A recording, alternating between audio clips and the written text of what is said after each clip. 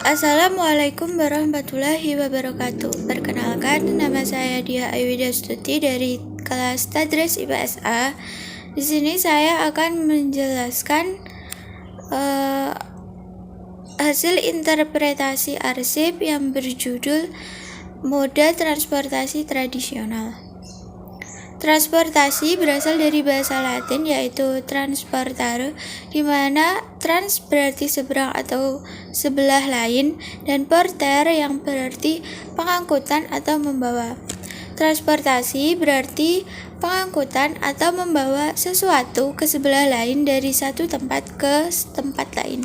Dan demikian, transportasi dapat didefinisikan sebagai usaha dan kegiatan mengangkut atau membawa barang atau penumpang dari suatu tempat ke tempat lainnya. Transportasi itu sendiri terdiri dari dua macam, yaitu transportasi tradisional dan transportasi modern. Transportasi tradisional masih menggunakan tenaga fisik, terutama tenaga hewan, sedangkan transportasi modern menggunakan tenaga mesin untuk melakukannya. Fungsi dan manfaat moda transportasi tradisional. Yang pertama, pertahanan keamanan. Transportasi tradisional tenaga hewan seperti kuda sangat berperan dalam perang di Diponegoro pada tahun 1825 sampai 1830 sebagai kendaraan atau tunggangan para pasukan perang. Pada Perang Aceh juga digunakan masyarakat Aceh untuk mengangkut pembekalan, persenjataan, dan alat transportasi pengungsian. Yang kedua, pemerintahan. Kesultanan atau kerajaan yang ada di Indonesia identik dengan kereta kencana yang ditarik menggunakan tenaga kuda. Kereta ini digunakan untuk mengantar raja atau keluarganya ke acara atau ritual penting. Pada masa era kemerdekaan pun di Yogyakarta, kuda digunakan Presiden Soekarno untuk memeriksa barisan dalam upacara peringatan Hari Angkatan Perang Republik Indonesia yang pertama, dan di Kabupaten Gunung Kidul, andong digunakan sebagai kendaraan dinas. Yang ketiga, sosial budaya. Dalam bidang ini, transportasi tradisional tenaga hewan sangat membantu dalam berbagai kemudahan pelayanan perseorangan atau kelompok, dapat mempererat persaudaraan dan hubungan sosial masyarakat antar daerah melalui pekan kesenian dan budaya serta pameran dan pariwisata. Yang keempat, ekonomi. Transportasi berfungsi sebagai jembatan yang menghubungkan produsen dengan konsumen.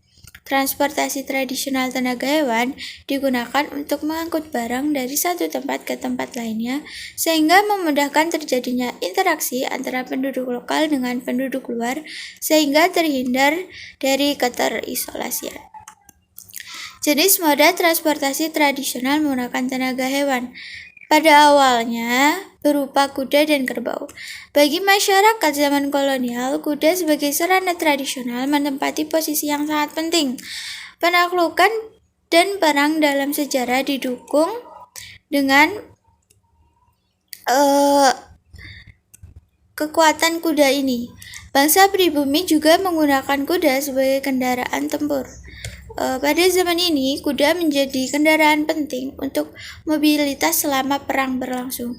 Berpindah dari satu tempat ke tempat lain, sehingga itu juga kuda sebagai kendaraan kebesaran bagi kaum bangsawan di Hindia Belanda.